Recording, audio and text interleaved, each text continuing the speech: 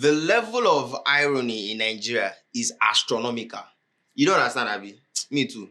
But work with me.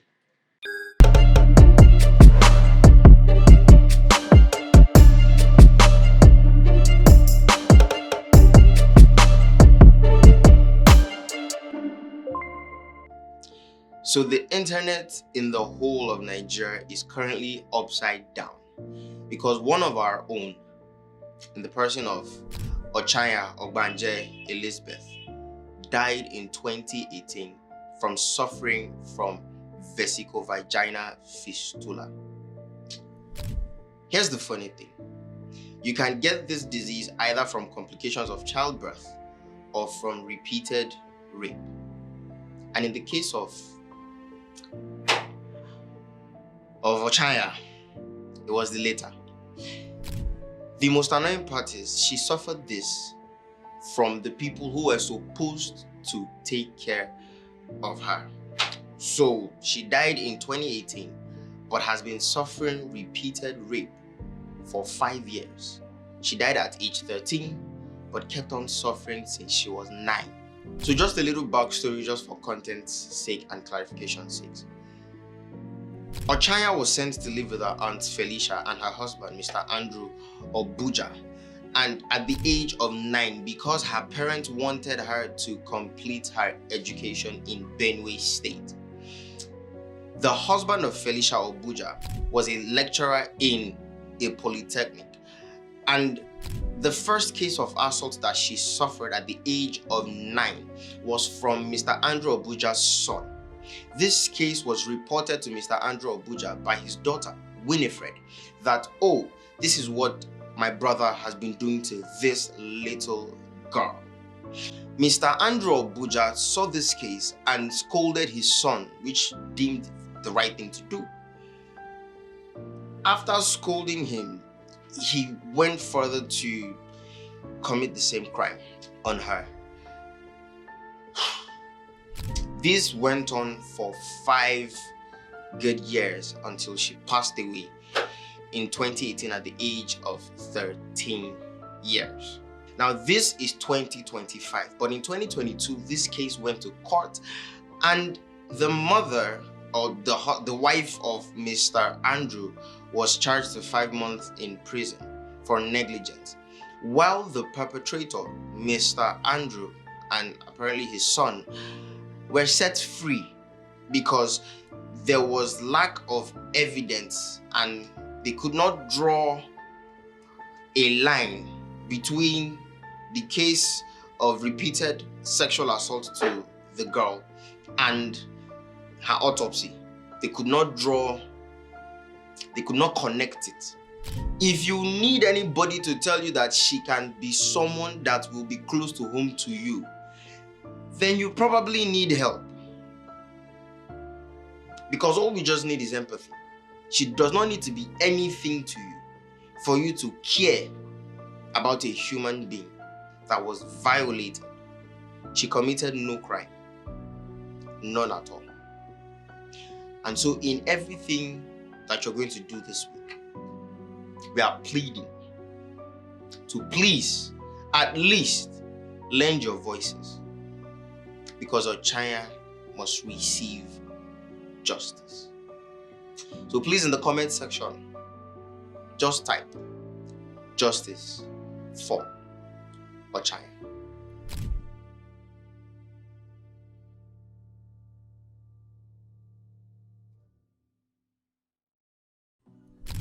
Speaking of the people who are actually supposed to take care of us, the Nigerian, or the federation that is in charge of overseeing or supervising the footballing activities of Nigeria, the NFF, has come under fire because they have received different sums of money. But the one that we're being particular about is the $1.2 million that they received from FIFA, which is the global body responsible for footballing activities across the world. And they received it for development or sporting development in Nigeria. Here's what happened. The NFF has come out to say we use this to build a stadium in Benin Kebbi and in Delta. When we saw pictures of the state of those stadiums at the moment, I mean, there is literally nothing to write home about. Now, people took it further on X when they compared the pictures from that stadium in Kebbi to that in another African country, I think Rwanda or Kenya, and they saw the difference.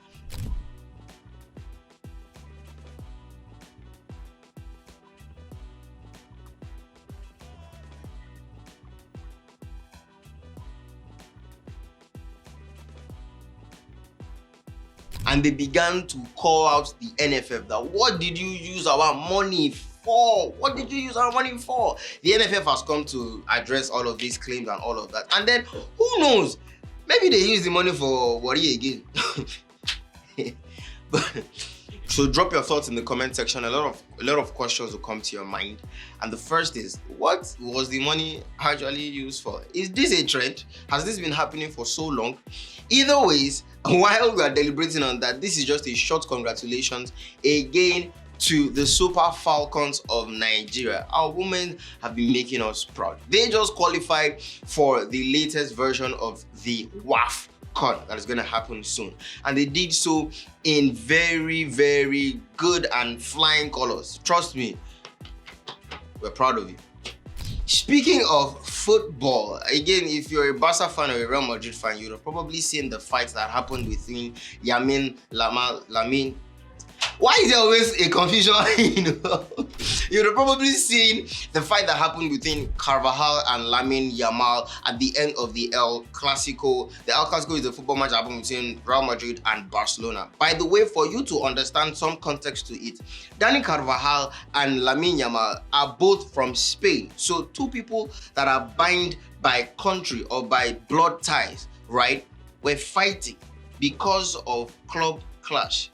This brings us back home to tell us or make us wonder if truly Regina Daniels and N.A.T, two people who are binded by blood and by marriage, actually fought. So there have been a lot of speculations going around on X and different social media platforms that they have, maybe separated, fought, Kiniko. But again, these were just speculations. But the speculations and allegations were sort of aggression from both parties. Initially was that of N.A.T being aggressive toward his wife, and then the other party being aggressive towards N.A.T. Here's what's funny. The only person that has come out to address these claims was N.A.T, where he claimed that his wife, Regina Daniels, was an abuser of drugs. She was always on hard drugs, which led to her being aggressive, allegedly. So he confirmed that she had destroyed or had tried to destroy his red Ferrari. Yes, that one that people always see and used to trout that it's better to cry in a Ferrari.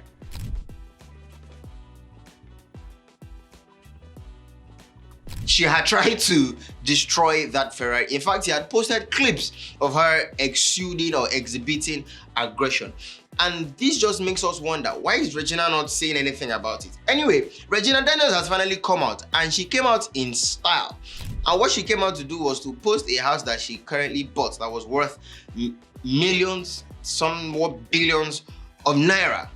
And people just keep wondering. There are a lot of questions that come to people's mind that they ask, and they begin to wonder, like, is it actually better to cry in a Ferrari than to laugh in a keke? Was she actually crying in a Ferrari? Why did she come out to show are they back together? What is going on? In fact, I think the funniest thing, which should not be funny, but the funniest thing about it all, or the most ironic thing about it all, was a few days after these speculations began to gain fire, N.A.T came out with another wife. I think that guy has just been bringing out different wives from his cupboard, like, yo, I have a lot of acquisitions and I acquire wives as part of those acquisitions. And I mean, it's a little bit funny, but yo, take care of your house.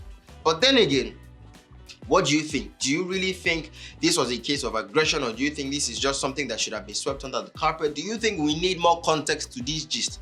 Or whatever it is that you need or that you think, just drop it in the comment section and we'll be waiting. But before you drop it in the comment section, if you know that you have not subscribed to this channel by now, you are wrong. Why have you not subscribed? So please make sure to subscribe to New Age TV. This is the show where we deliberate and talk about everything that has happened or is happening or will happen in Nigeria on one seat without commenting. Of course, you already know that we do it here on No Comment New Age TV. So make sure to subscribe, like, comment, and share this page to as many people as you can. Now let's go back to the story. All right. Speaking of people again who should take care of us but are finally taking some steps toward that, viewers watching us from wherever you are at, the Federal Ministry of Health and Social Welfare has just put out what we call, or what they call, a red letter. This is a letter that was urging Nigerians to take care of their health by making sure that the approximately 32.5 billion naira that has been transferred to different healthcare or primary healthcare centers around the country was used for the right purposes and met the right people. So what this letter was just telling us about was, oh, we have sent so money. You guys should take charge of your health by making sure this money is used for the right things, gets to the right people, and gets to the right facilities, because apparently this money is supposed to be used to not just take care of people, but to also help in the development of facilities around healthcare centers around Nigeria.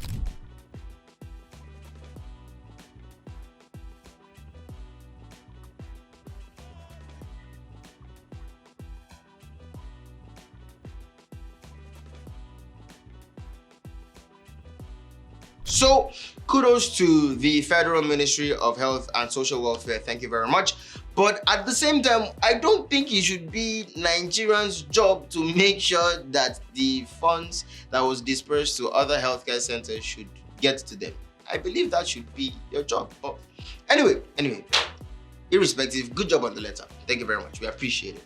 Moving on again, if you recall, there was a video that we made or that we put out, and there was a time that we were giving kudos to the EFCC. Again, it is not in my place to be telling you the full meaning of acronyms. Go and find it out yourself. We're giving kudos to the EFCC for organizing some raids, and we're a bit skeptical about the manner of approach with which they took out those raids. Viewers across the world, the NDLEA has come again. I don't see, there's a drug law enforcement agency in Nigeria, and they're in charge of drugs law and enforcement. Whatever you put to it, I don't care, but just go and find the full meaning of the NDLEA. Irrespective, they have conducted another raid at a particular club in Lagos, Nigeria a few days ago. They whisked away a lot of people in that club who had committed, or allegedly, who had committed no crime. And they had paraded them, took videos of them, and had paraded them as alleged cyber criminals or Yahoo boys. And this begins to, make us ask a lot of questions. Are Nigerian clubs actually safe? So you mean to tell me that my only crime of going to a Nigerian club was to go there to buy a drink, and I can be whisked away by the Nigerian Drug Law Enforcement Agency? This tells a lot about our country's tourism sector, because how are people from abroad going to feel coming in for Dirty December? Do you think they will feel safe as well? I don't know. Whatever you think, drop it in the comment section. Do you really think that they went about this the right way? Oh, by the way, in case you don't know, one of the people that were paraded in this raid was Pretty Mike. Yes, the popular dresser, that guy, the one that always had a nice grand entrance. Maybe, what do you think? Wow. Now, before we go, let me just put you something that you should expect. So we've been hearing news that the Central Bank of Nigeria, CBN, yes, I help you to tell you the meaning of an acronym. Thank you very much. But the Central Bank of Nigeria is looking to introduce 10,000 naira and 20,000 naira notes. As in, they will write 10,000 and 20,000 naira in one paper, and you'll be able to spend it. Apparently, we don't know the reasons, but maybe they might tell us the full reason, as other agencies and other ministries have been telling us before, that it is for execution and proper services, to help the economy and to reduce inflation. You know how they used to bake us up. But the most important question that you would ask yourself concerning this new Naira redesign Does that bring back memories? 2020. Buhari, redesign. Anyway, the real question that you begin to ask yourself is, whose face is going to be on 10,000 naira and 20,000 naira? Could it be Tinubu or Cardoso? I don't know. Maybe VDM. Who knows? Whatever it is, drop your comments in the comment section. And this is all that has been happening in Nigeria over the past few weeks. Many more to come, and a lot of these will ask or will make you ask some certain questions. Oh, why will a lawmaker in Nigeria know that his wife or partner is abusing drugs or using the wrong type of drugs, and he still kept it a secret or didn't report her? These and many more questions you begin to ask yourself. But again, if you ask me, I have no comments.